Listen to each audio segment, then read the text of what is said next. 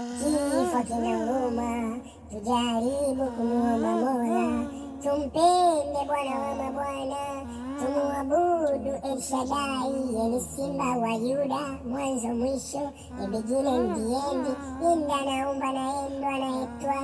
Kifo hichi hakina huruma, hakina huruma, kina huruma, kina huruma, kina huruma. Kwa nini wanadamu dhambi zetu zinazidi?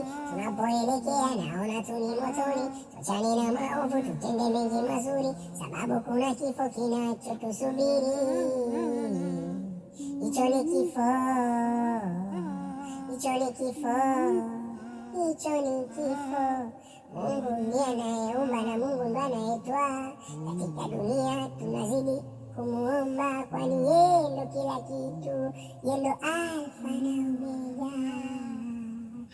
Kifo hiki jamani hatari, miujiza ni kipawa chao, kicha mchao na maanisha jiko lao.